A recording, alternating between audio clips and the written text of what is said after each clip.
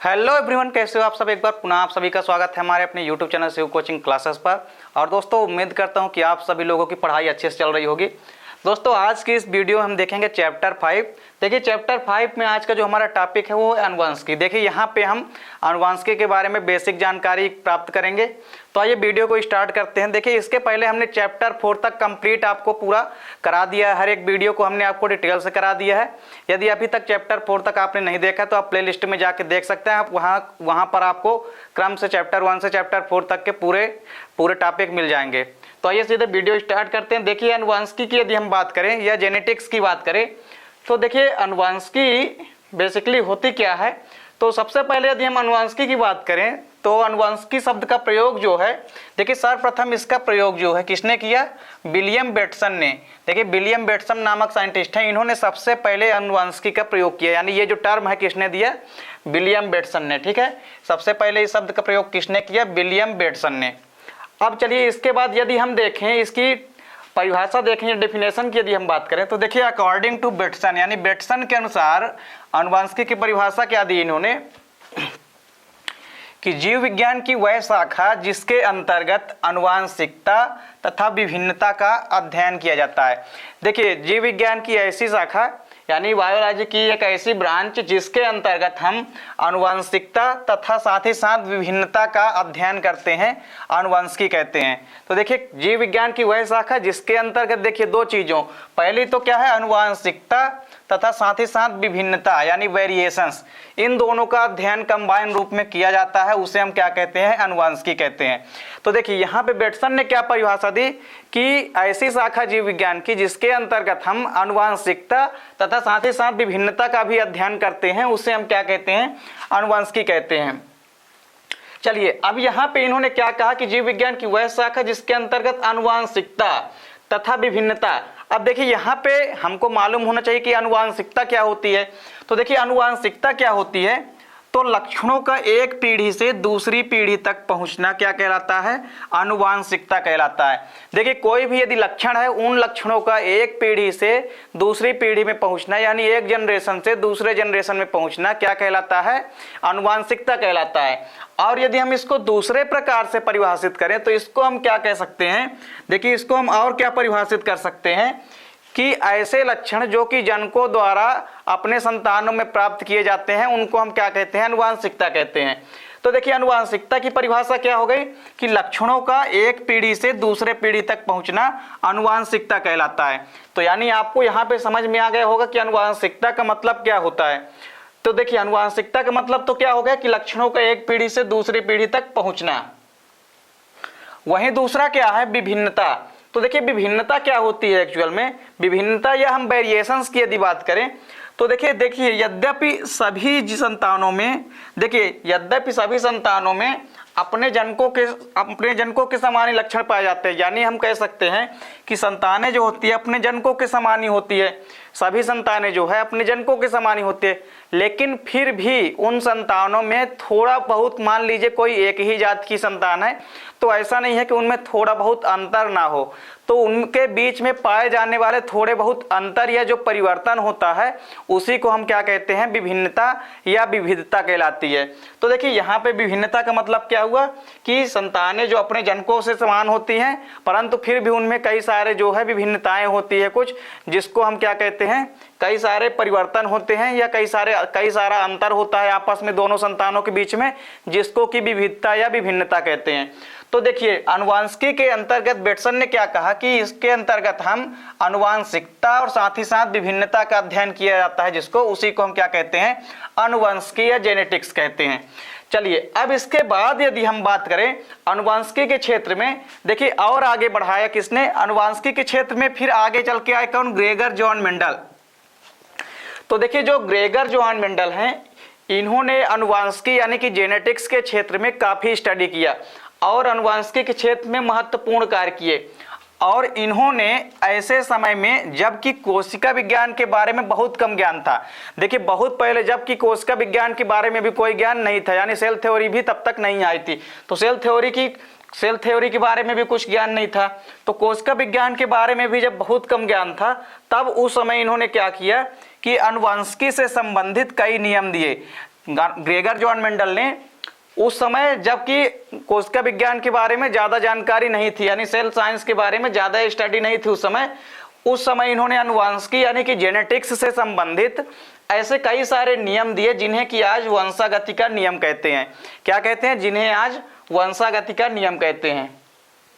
इसी कारण से देखिए, इसी कारण से जो ग्रेगर जॉन मेंडल हैं, तो ग्रेगर जॉन मेंडल को आनुवांशिकी का जनक कहा जाता है, यानी फादर्स ऑफ जेनेटिक्स। क्या कहा जाता है? Fathers of genetics. किनको कहा जाता है? ग्रेगर जॉन मेंडल को क्या कहा जाता है? आनुवांशिकी का जनक। ये क्वेश्चन बार बार पेपर में आता है ऑब्जेक्टिव में। चलिए, इसके बाद यदि हम बात करें टी.एच. मॉर्गन, एक और साइंटिस्ट हैं टी.एच. मॉर्गन। इन टी.एच. मॉर्गन को प्रायोगिक आनुवंशिकी का जनक कहते हैं। ठीक है, इन टी.एच. मॉर्गन को क्या कहते हैं?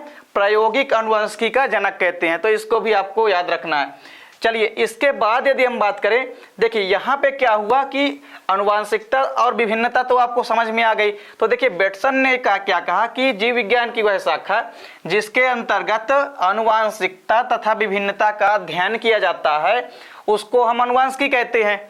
अब हमने आपको क्या बताया कि आनुवांशिकता क्या होती है कि लक्षणों का एक पीढ़ी से दूसरी पीढ़ी तक पहुंचना, यानी जनकों से संतानों तक लक्षणों का पहुंचना ही क्या कहलाता है? आनुवांशिकता कहलाता है। तथा ऐसे लक्षण जो एक पीढ़ी से दूसरी पीढ़ी में पहुंचते हैं उन लक्षणों को हम क्या कहते हैं? आनुवांशिक लक्षण कहते हैं, यानी कि उनको हम जेनेटिक कैरेक्टर कहते हैं। देखिए, आनुवांशिक लक्षण कहते हैं।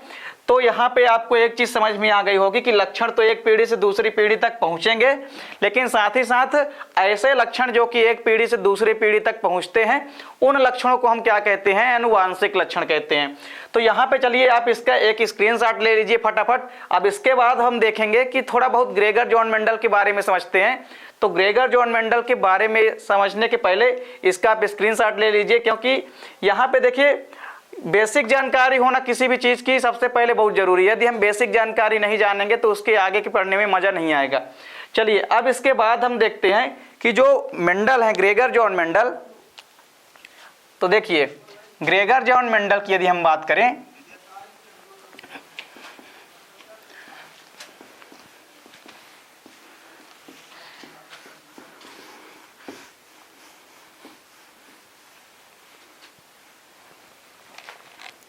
देखिए, यदि बात करें हम ग्रेगर जॉन मेंडल की,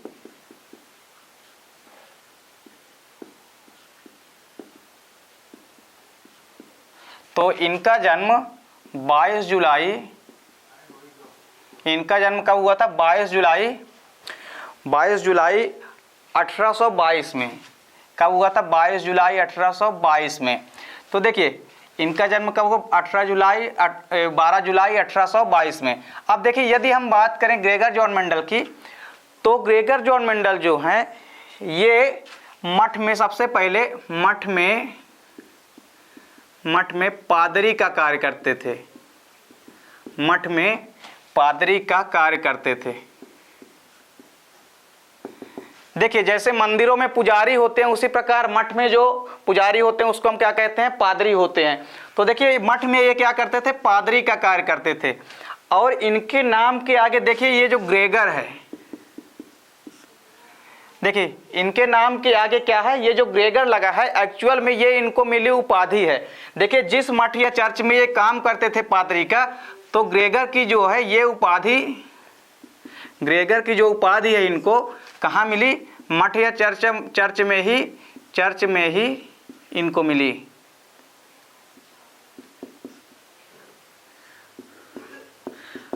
तो देखिए, ग्रेगर की उपाधि जो है इनको चर्च में ही मिली, यानी ये जो ग्रेगर की उपाधि है ग्रेगर जॉन मेंडल में, ये जो ग्रेगर शब्द है ये इनकी क्या है? उपाधि या इनको मिली उपलब्धि या उपाधि है।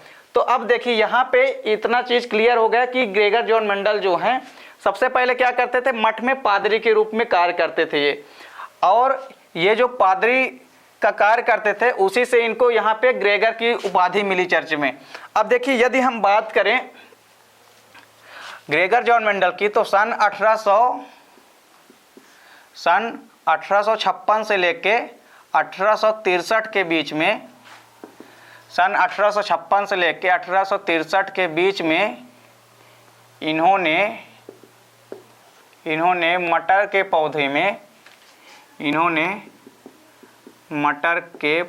में अनेक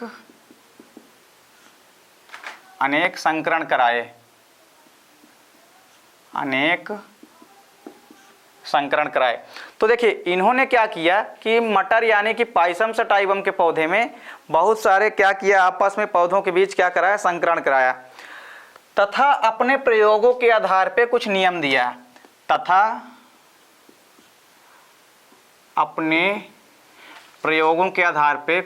दिए।